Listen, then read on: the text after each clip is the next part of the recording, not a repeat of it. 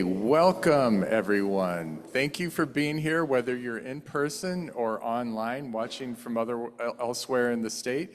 My name is Chris Sumrick. I'm Executive Director of Humanities Nebraska, and so glad to do this today and be here with you to celebrate Women's History Month with a special program, and I will introduce that in just a moment.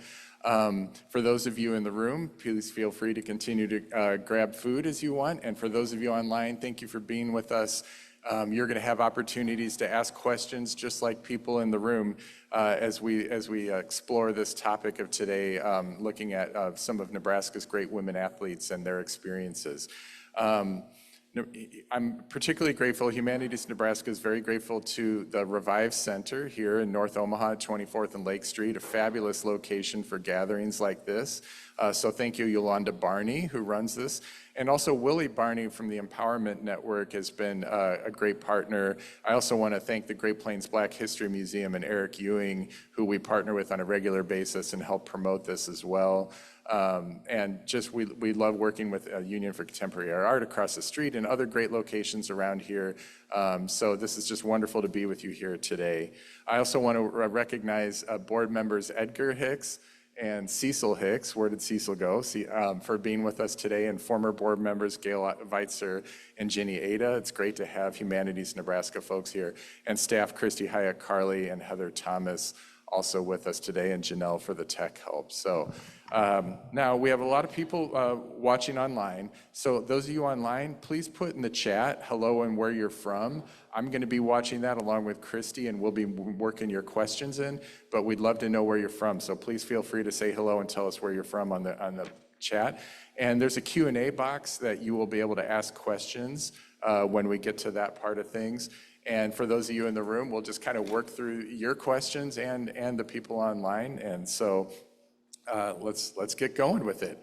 Today, in celebration of Women's History Month, we're very thrilled to have Mortice Ivy and Diane Mendenhall here to speak with us about their journeys in women's athletics and how their experiences tell a larger story. Humanities Nebraska works to help people explore what connects us and makes us human. From high school through the professional level, sports are a big part of our culture as a country and our identity as human beings. Seen through the lens of the humanities, the stories of athletes and people involved in the sports arena help illustrate the broader national stories related to race, gender, equality, and other social issues. And they also illustrate individual human struggles to overcome challenges and achieve dreams. And these kinds of things are what we love to talk about. So I'm going to introduce to you our speakers and our moderator here today. So in the middle, we have Mortice Ivy, who is the founder and CEO of Ivy League Youth Sports Academy. She's a native Omahan and a graduate of Omaha Central High School. And Mortice graduated from the University of Nebraska-Lincoln with a degree in communications and has a master's in health, physical education, and recreation from the University of Nebraska-Omaha. Currently, she's pursuing her doctorate degree in educational leadership at Doane University. Mortice has one of the 4 retired jerseys, or is it 6? 4, 6, somewhere around there. Retired jerseys of the Husker women's basketball program. She had a 6-year professional career in the WBA and was part of the Hoop It Up team that won 4 national championships. She's been inducted into 6 different Hall of Fames: Omaha Central High School, Nebraska Black Sports, Nebraska High School Sports, Omaha Public Schools, Omaha Sports, and the University of Nebraska-Lincoln Athletic Hall of Fame. She now has been coaching and mentoring student athletes for 30 years and has a passion for working with student athletes who are dedicated to focused on achieving their goals academically and athletically. Diane Mendenhall is president on the far side over here. She's president of the Omaha Supernovas, Nebraska's first professional volleyball team. An Ogallala native, Diane has held many different roles, from player to coach and analyst to administrator. The Supernovas opened their inaugural Pro Volleyball Federation season earlier this year at the Omaha CHI Center, and Diane is working to ensure that Nebraskans embrace their professional sport similar to how they enjoy it at its collegiate counterpart. Diane was a 4-year starter at the University of Kansas volleyball team and worked for 20 years at the University of Nebraska in several administrative leadership positions. These roles include 12 years in Husker Athletics as head volleyball coach John Cook's first director of volleyball operations at Nebraska for 4 years, when the team compiled a record of 128-9. Senior Associate Athletics Director, she overseed $70 million in annual donations of ticket sales, is Executive Director of the 25,000-member Nebraska Alumni Association for 6 years, and the Chancellor's Director of External Engagement, where she completed her tenure at the university. And did I mention Ogallala? I think that was kind of important too, Western Nebraska girl. And then our moderator here, the wonderful Kimberly Thomas, who is Executive Director of Epic for Girls, a nonprofit that researches, advocates for, and funds innovative solutions that address inequities in sports for girls of color. She brings more than 25 years of experience serving Nebraskans and working with diverse teams to ensure the needs of underserved Nebraskans, of underserved communities are met. Previously, she was the Executive Director at CASA for Douglas County and has worked with national organizations such as the Annie E. Casey Foundation and Georgetown Center for Juvenile Justice Reform. Kimberly is a graduate of Leadership Omaha Class 43, a graduate of Lead Diversity Cohort 2, Women's Fund of Omaha Circles, and Team Cohort 1. She actively volunteers at the Dreamweaver Foundation, making lifelong dreams come true for seniors. She's a former board member of the Nebraska CASA Association and the Refugee Empowerment Center. She's an avid fan of volleyball and coached for years with the YMCA and through a local club. So first, please help me welcome all three of these wonderful speakers. And I'm going to turn it over to Kimberly to kind of run things from here. And as I mentioned earlier, we'll be getting to audience questions as they move through their conversation too. So thank you very much. Take it away. Thank you, Chris. Thank you, first of all, to Humanities Nebraska for allowing me to moderate this conversation, and also to Martise and Diane for being here. I am really honored to be sitting amongst you guys. I was hoping he would just leave my bio off after listening to that. So anyways, I am a big sports fan, like Chris said, and I am a bigger fan of women in sports. And so this is super exciting for me, and I hope that you all get a chance to ask your questions as well. I've kind of filled my bucket, and I have my list of questions, but please feel free to help me along. You know, you two are so important and woven into the fabric of Nebraska's history. And the record books, right? We heard all the records that you guys have laid out before us here in Nebraska. So I'm excited to get started. I really want to hear a little bit more about your early years growing up. We're all Nebraska girls, which is amazing. I'm super excited. Diane, you and I, we grew up in western Nebraska, so you're Ogallala, close to the Colorado border. I'm a few miles away from you in Hershey. So we're holding it down for western Nebraska. And Martise is our local eastern Nebraska girl. So can both of you tell us a little bit about your early years and how you first became involved in your respective sports? So volleyball, basketball. I know you guys played multiple sports, and I have a little fun fact for you all too. They both played football. I know, right?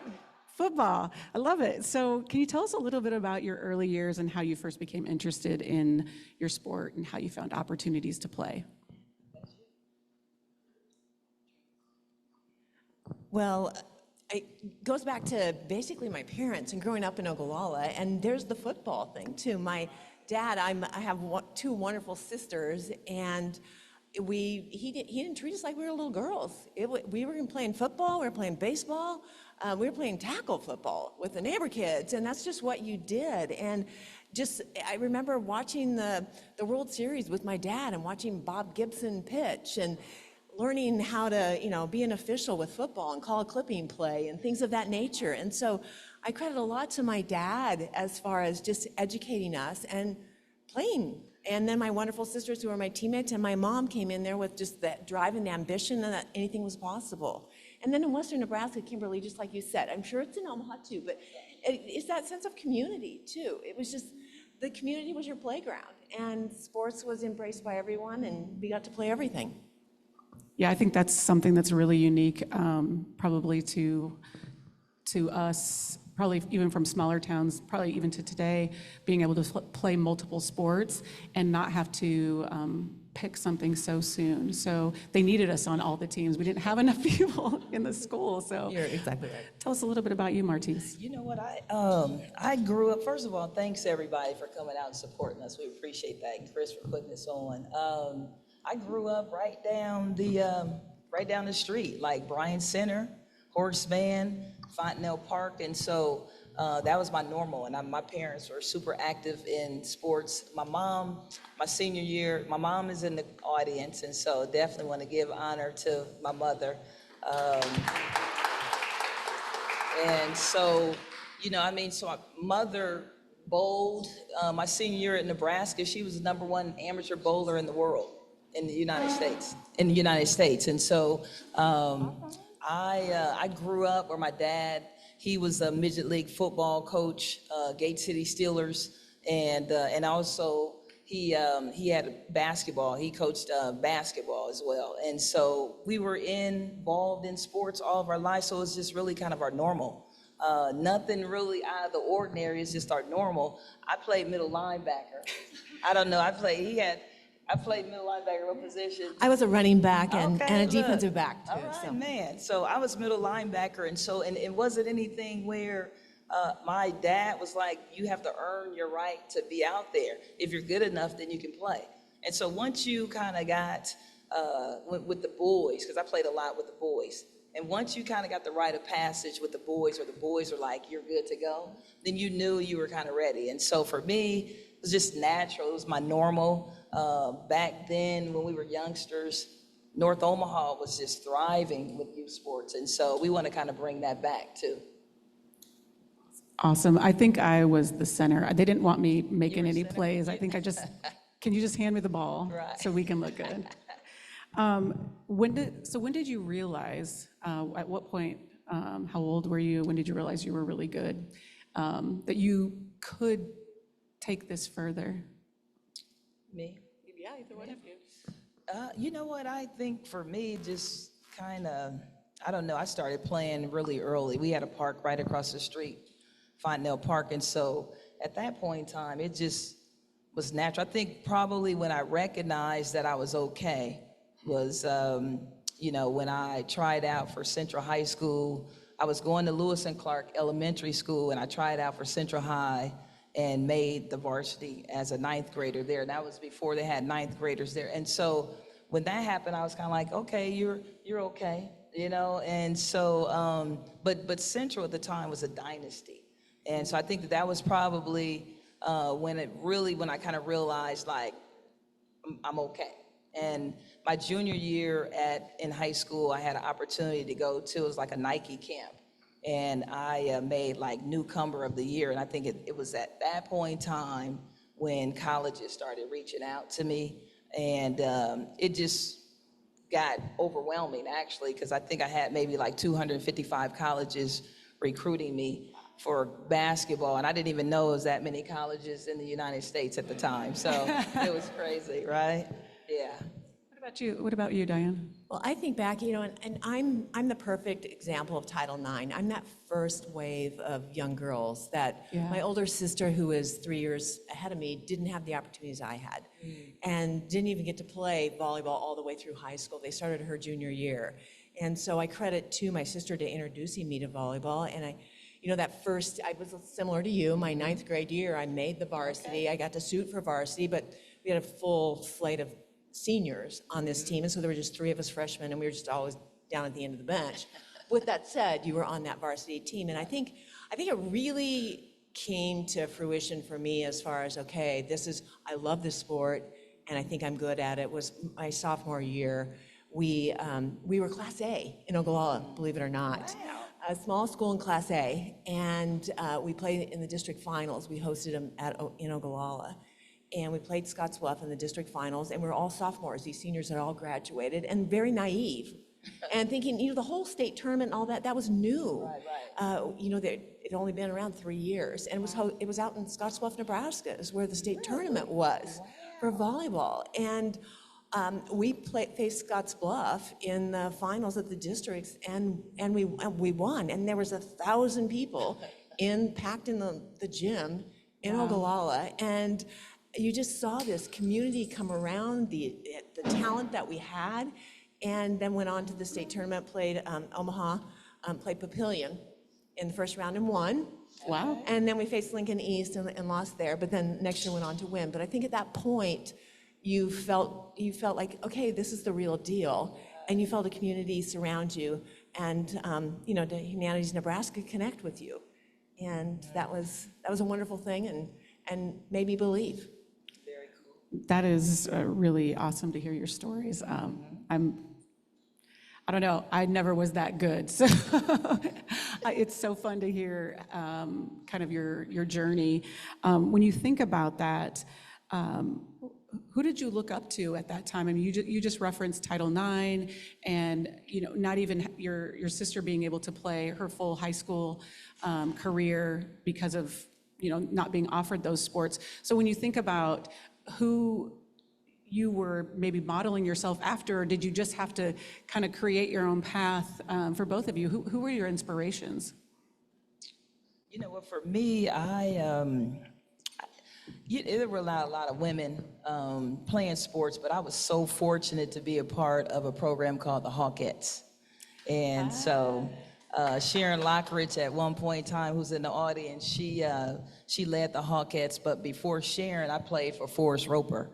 And Forrest Roper was such an innovative, progressive thinker with girls in sports. And so he had collectively a group of young ladies from all over the community. And we all kind of, actually where Jesuit middle school, where Jesuit school is, that was the North Branch YMCA at the time. And so we ended up playing there. And man, I just was around athletic women, for my whole young youth development process. And so ended up watching Lynette Woodard. And Lynette Woodard was so awesome. She would come in from Wichita, Kansas. And I don't know if you guys know Lynette Woodard, but she was actually, before Caitlin Clark, who has been awesome, Lynette Woodard was that, person. And she handled her business, in athletics. And she was a part of a program that I was a part of. And so I had an opportunity to model her. She went to KU. And did fantastic things there. So I watched her, and then I watched a little bit of Dr. J.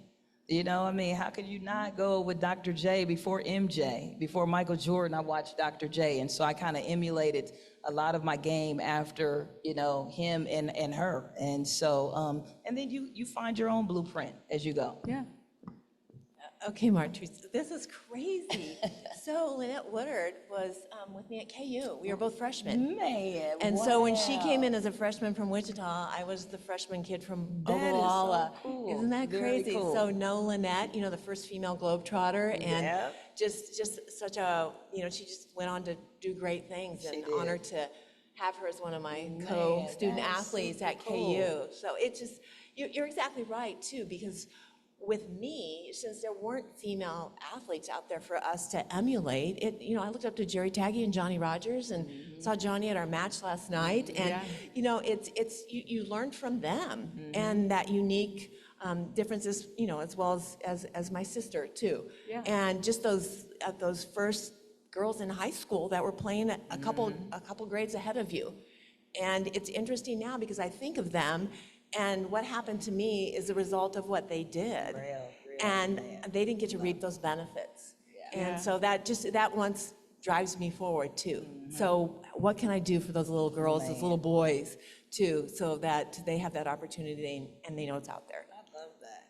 That's cool. That is a great story. I think this is what's important about getting it together and talking, is look at the connection that you all have. And Sharon's in our audience and is friends with, knows Miss Woodard. And so it's just amazing to see the talent, right? Even in your class at KU, what a great thing. Yes.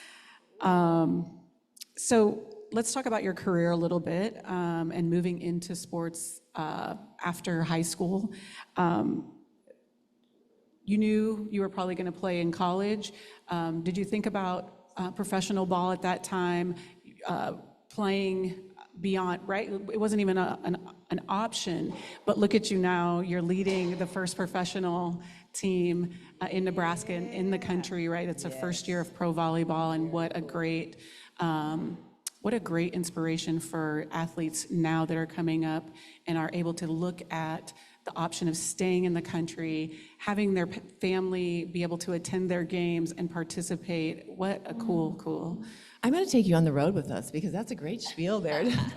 Professional You go. Volleyball Federation. Yeah, no, go for it. I mean, did you dream that you would be doing this? Did you dream that you'd be playing in the WNBA, that you'd be in the Hall of Fame, that you'd be all these things? Did you dream that you would be running the first pro league in Nebraska? Go with that. Take it wherever you like. Yeah, no dreams. I think, you don't know what you don't know because it's not there. And I think that's what we have to look at going forward for those, little girls and little boys out there is what could the possibilities be, because what will be next? And for us right now, I think of the women that play for the Supernovas or in the Professional Volleyball Federation, their choices until this year was when they graduated from college. I mean, they can be a 4-time All-American and national champion, and their choice was give it up or leave my family for 6 to 9 months and go overseas and play. And if I go overseas, I have no idea what my living conditions will be. I have no idea what my medical care will be. My coach probably won't speak English. And you know what? I might not even get paid. And so that was the opportunity that they had and the choice they had to make. Now they have this choice. Right. Yeah. And you just think, this is amazing. And when I go back and I think about our football tie, the thing that when our owners were speaking to me about this role and would I be interested in becoming the president, the thing that got me, and I think you'll be able to relate, is that they said, Diane, think back to the start of the NFL. That's what we're doing here. And so how we're organized as a league is just like the NFL, the NBA, Major League Baseball, hockey. It's all, we have local owners that are invested in the community. And they wanted to bring this to fruition. And I asked one of our owners, I said, Chris, you're from Holdridge, Nebraska. You have 3 boys. Why volleyball? And first off, he just said, because it's Nebraska. Right. And we know it's the epicenter for volleyball in the world. And it just is, you have people investing in it. And I get this opportunity to carry it forward. And dreams do come true, even if you don't dream them. Yeah, true.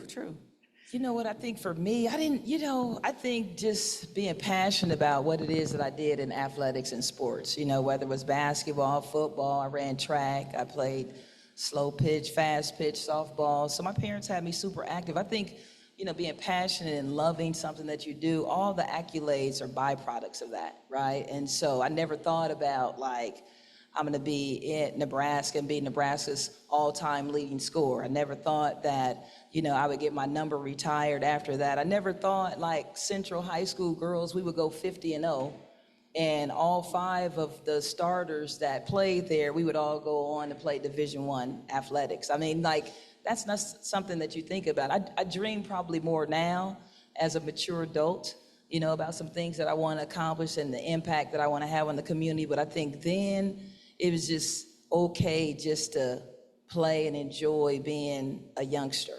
And so I just enjoyed showing up and being passionate about something I enjoy doing. And all the other stuff is those are the cherries on top, and it's always good to get your flowers while you can still smell them. That's a great analogy. So I'm sure, right, it wasn't always easy though either.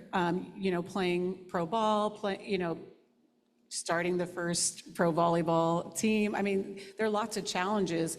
How do you persevere through that? What are some of the things that you try to reflect on or think about to get through those times?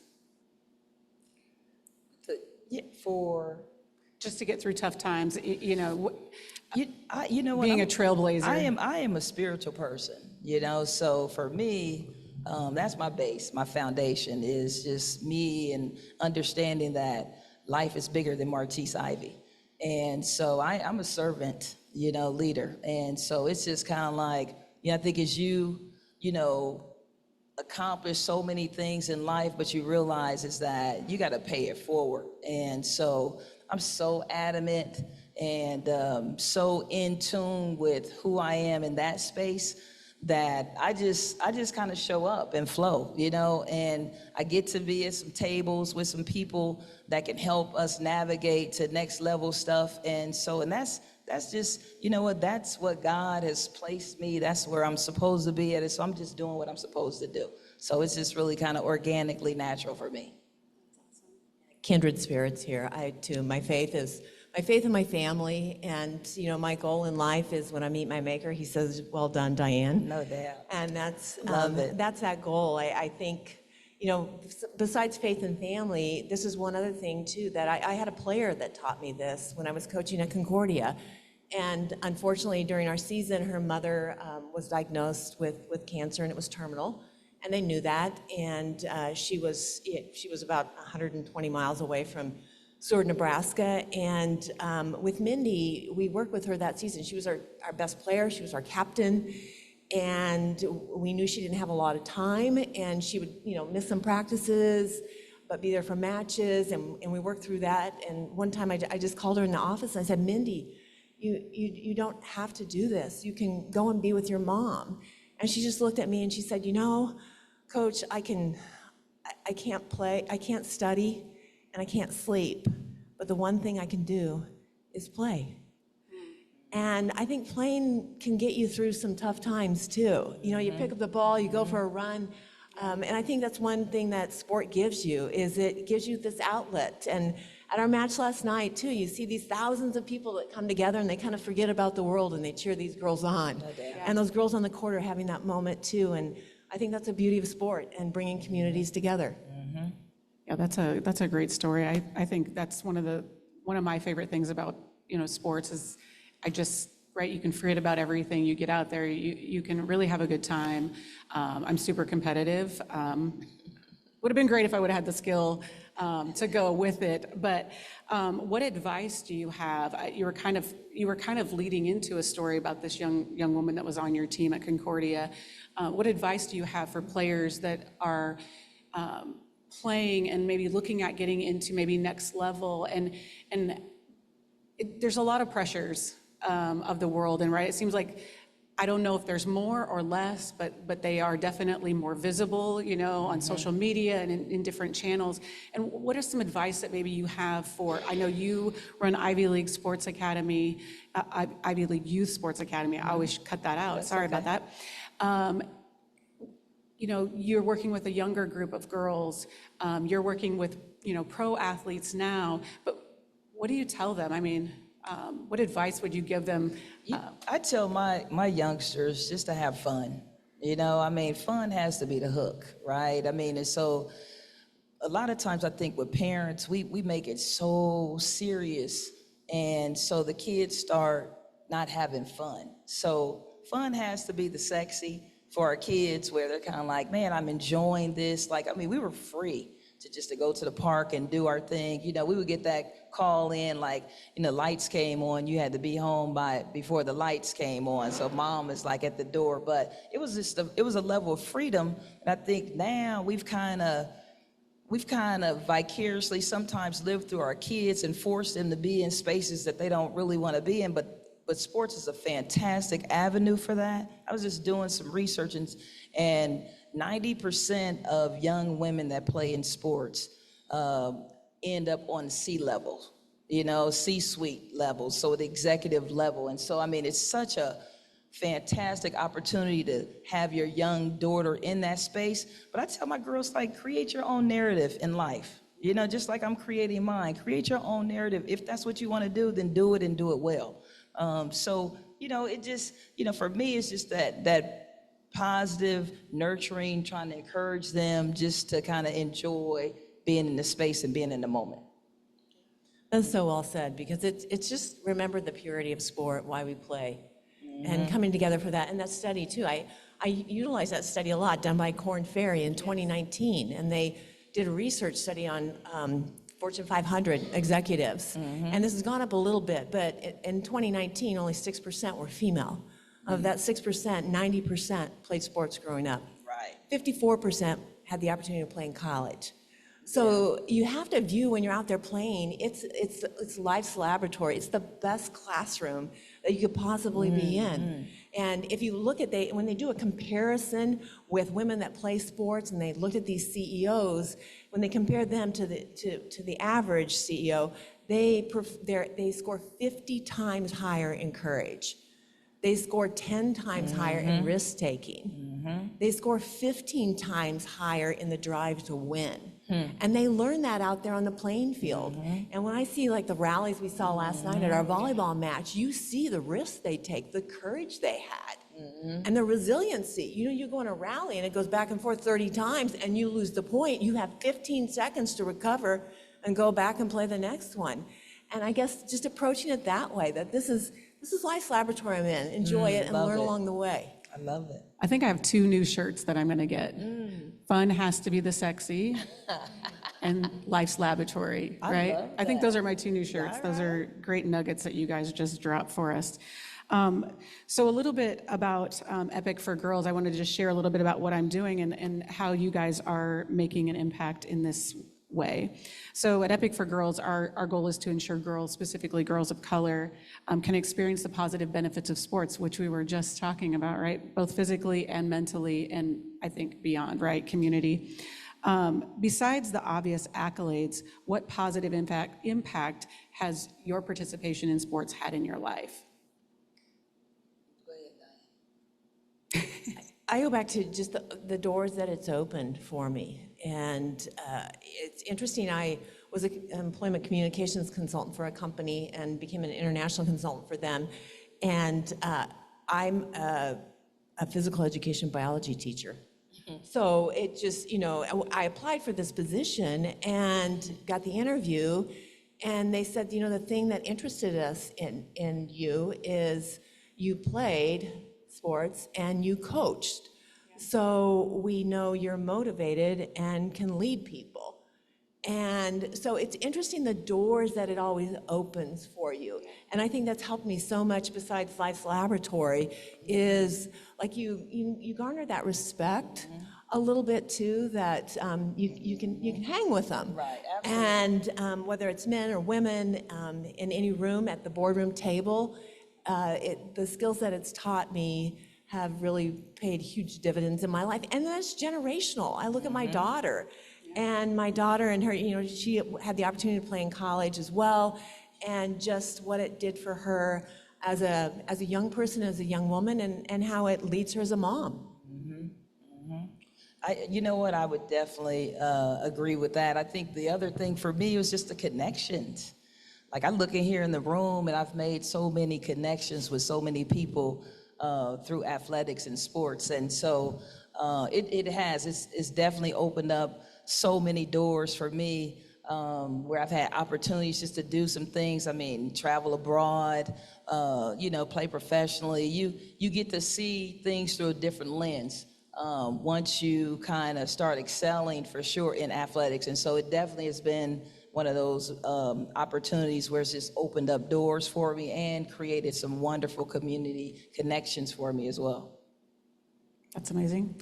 Another quick question. I think Chris has got some questions maybe from the crowd, but wanted to ask you one question. What responsibility do you think women athletes have for advancing equity, diversity, and human rights?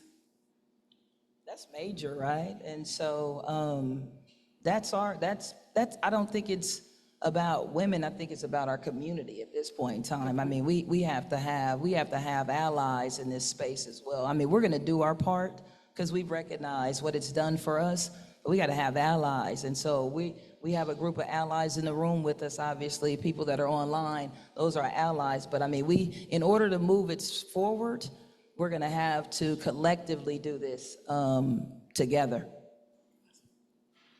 I agree, and you know, just listen to you, Kimberly, where you're coaching at the YMCA. Now, the YMCA doesn't pay their coaches a lot, so I know what you're doing. You're not doing it for the money. You're doing it because you're investing and helping provide opportunities. And then I know Lynn and Dana Roper were significant in bringing this to fruition today too. And I look over here and looking at Gail.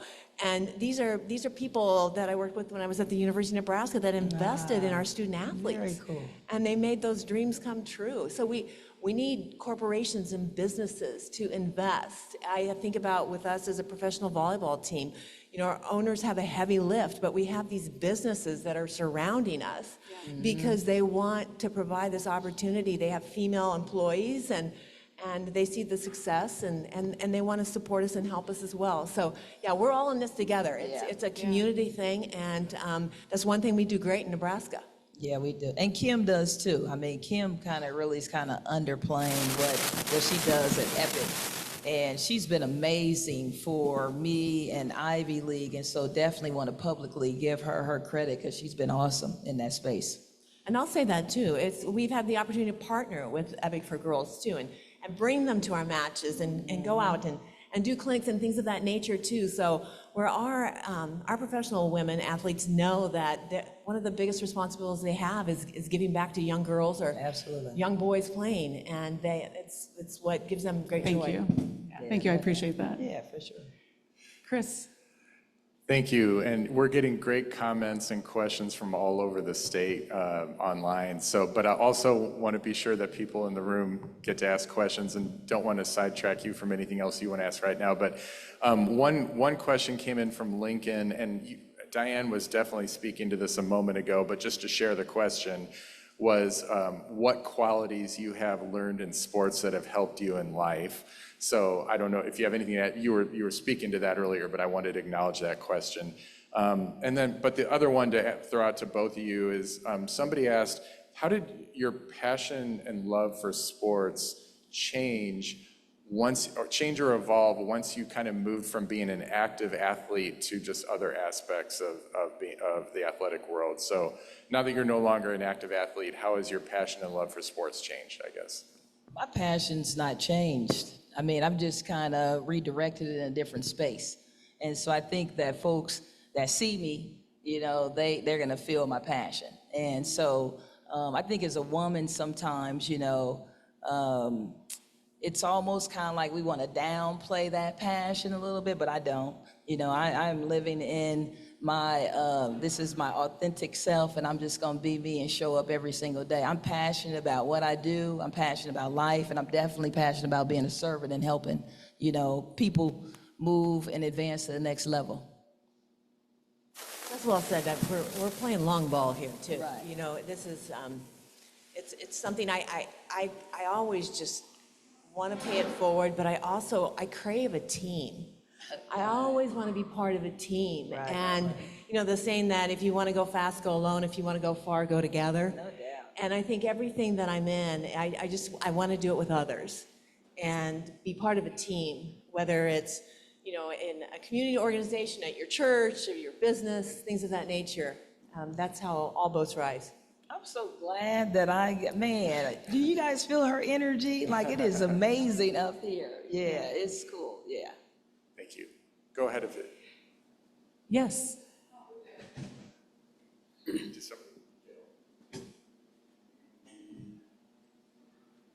As an athlete, did you have a preference if you had a male coach or a female coach? That's a great question. That is an awesome question. You know what, I'm in research mode right now with my doctorate degree. And so, you know, I'm interviewing candidates and asking them that question. And so it makes a difference. I think representation matters. And so I've had wonderful male coaches, but I think within Ivy League, I've been very intentional about trying to hire the best person there. But for sure, my preference is that I want our young girls to be able to see women in leadership spaces. And so for me, it didn't matter as much. You know, I think about my male coaches, they were probably a little tougher. Well, maybe not. I'm thinking about in Nebraska, one of my. You was under Sharon, right? No, I wasn't with Sharon. I mean, she could do a little coaching at Hawkeye. Sharon was after. Sharon was tough, but Sharon was after. I was like a grown up when Sharon, so I didn't get to connect, but Sharon, for sure. But we had like Cheryl Brooks at Central. My track coach at Central was a woman. My college coach was a woman. And so, and then, you know, as I grew up though in youth sports, it was a man. And I think that, it was a nice balance for me. It was. But I think right now, just the way and the lenses that I see things as a professional woman, I know representation matters. I really didn't have any female coaches. My freshman year volleyball coach was a female, and then my sophomore year we had a male, and then my freshman track was a female, and the rest were male all the way throughout my career, all my sports, volleyball, basketball, track. That definitely speaks to the progress in sports too, because representation does matter. And so working in sports administration is something that we're focusing on too at Epic, and really getting girls to be able to see that they can be coaches, they can be the athletic trainers, they can be the announcers, they can, there's lots of opportunities, lots of jobs, careers that are in sports that are not just being the athlete. Real. And so you're making those changes. Supernovas just had a coaching change, recently, and now you have We have a Bird. female, yeah, we Yeah, have a you have female. Bird. We're, with our league, we have the most percentage of female coaches of any professional league Wow, that's love. out there, so lots of women. And, I attribute to the men that coached me. They were great coaches, and it was wonderful. It was just a different time. And I think, too, what's happening, what we're having to do, and we do this as the Supernovas, we have 16 players on our team, 4 of them are moms. One is 20 weeks pregnant, and then we've got a 4-year-old, a 9-year-old, and a 1-year-old. So what we have to do is we have to surround these women also with the resources that they need. Whether or not it's pregnancy and maternity leave and things of that nature, but also daycares and opportunities so that they can have a job while they take care of their children. And that's why so many women have to leave coaching, is because they make that choice between kids and you're on the road and you're recruiting. So how do we surround them with the resources and the pay that allows them to afford those? Money's important.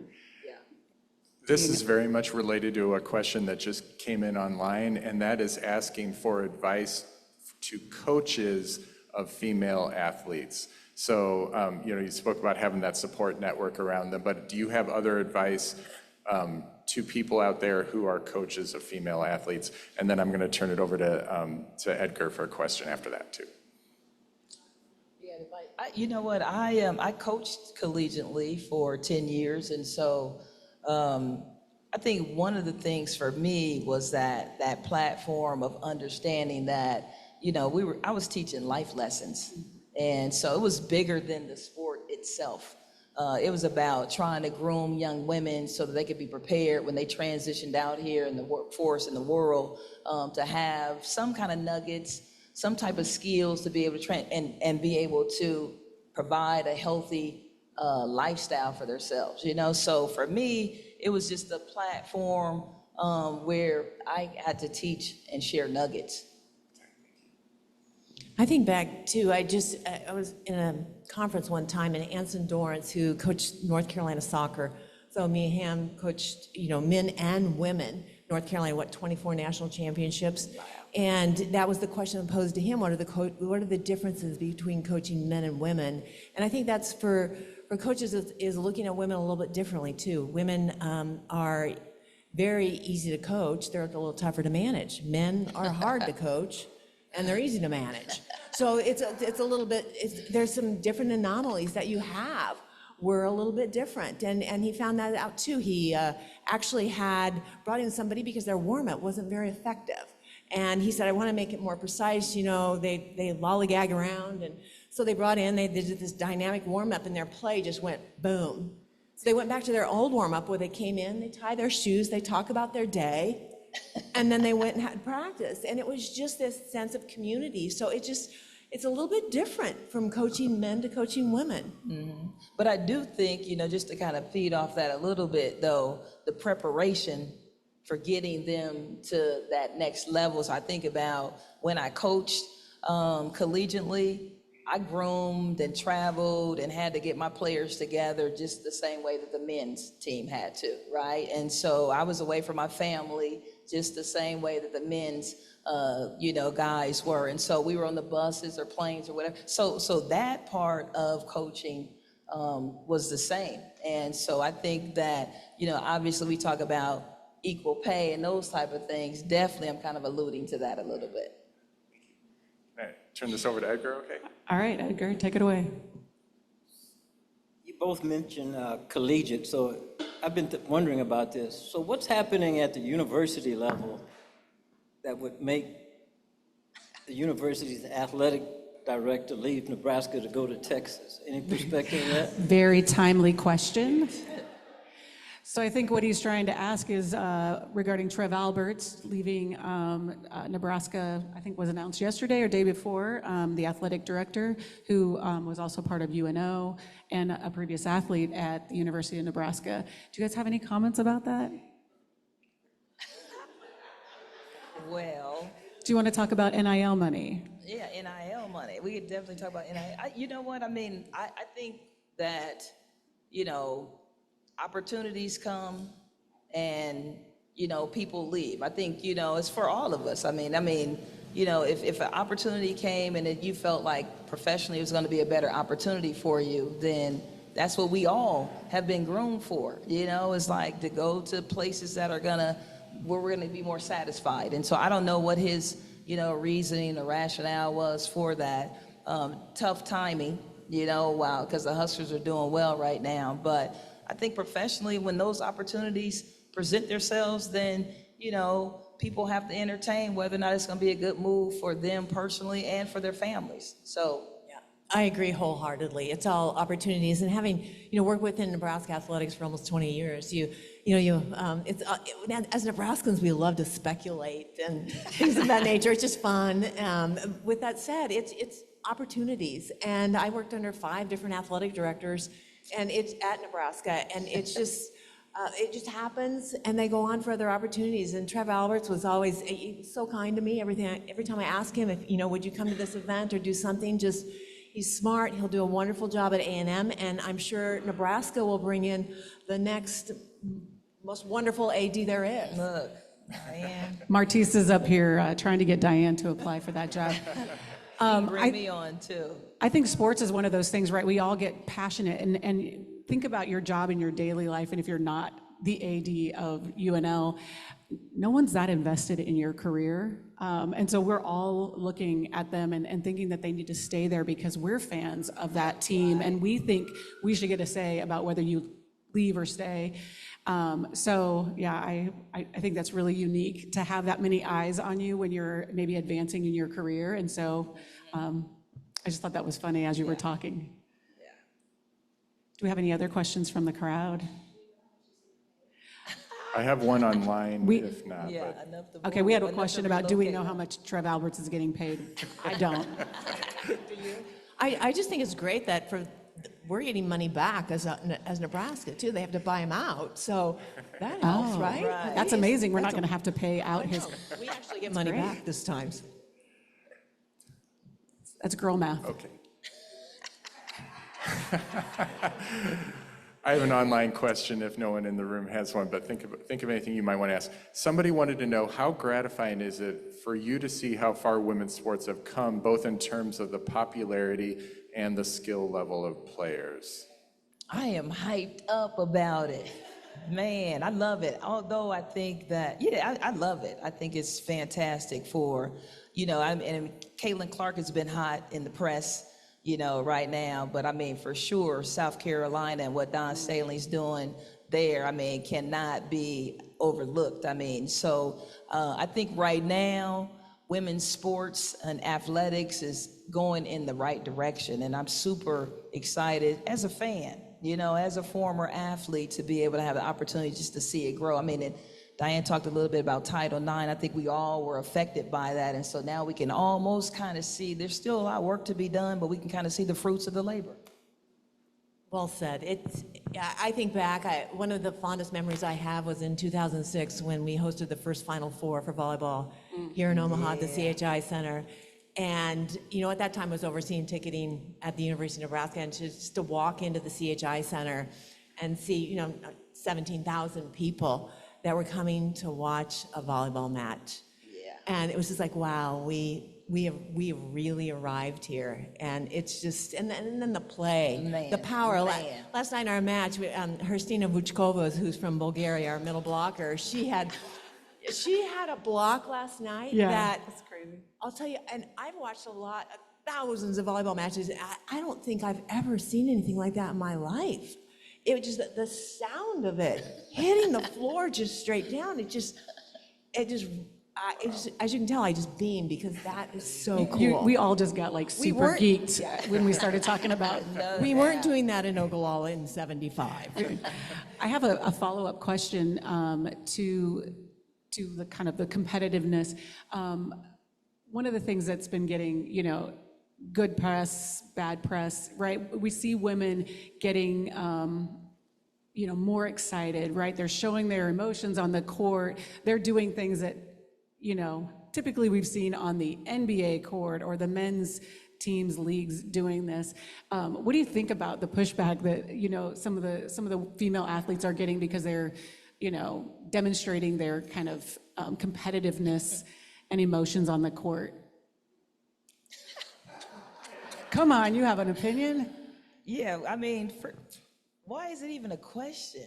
That's what I'm right? talking I mean, about. like, really? I mean, it's just kind of like they're being athletes. I mean, they're engaged in their sports, they're loving what they do. So we have to be. I think society sends mixed messages to our girls, right?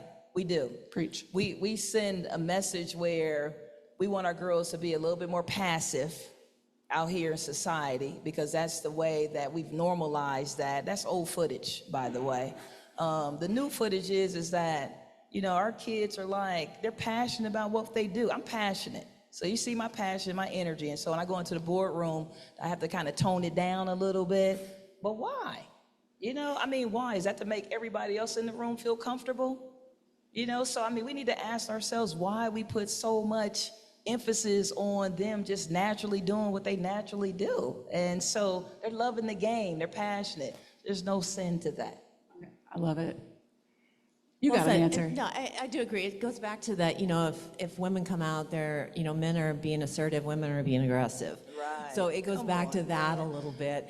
With that said, if once again, whether it's male or female, as long as it's, it's just this exuberant, it's not showboating for the sake of showboating. It's showboating because you're excited. And as long as it's that, and not trying to boost my NIL money or something of that nature, I'm all for it. And there's nothing better than to just see the purity of a celebration that just comes naturally, and we shouldn't have to draw that back. Man, I love it.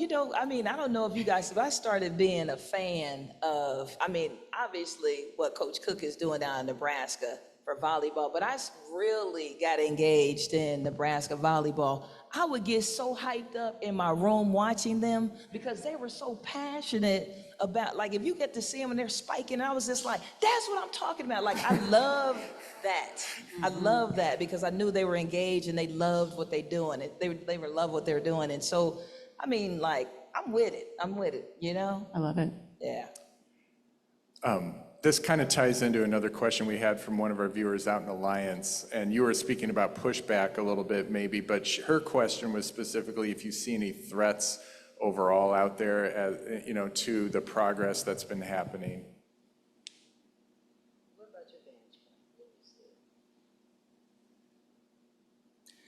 Are there any barriers kind of that you see coming up that?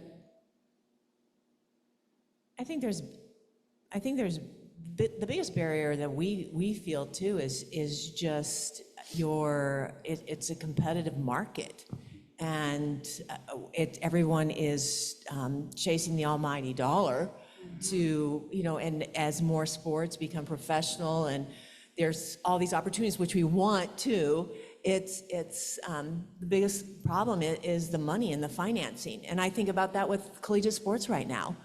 And I'm glad I'm at the professional level because it's to manage it right now with NIL and the transfer portal.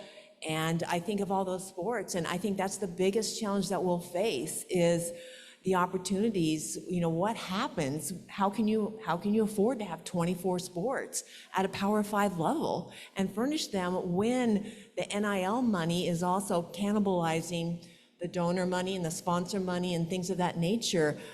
So I hope it all works out for the best of everyone that's the student athlete as well as the athletic departments and the universities and the businesses. But it's a heavy lift managing, and I think that's a big threat that we'll see what happens as that carries forward.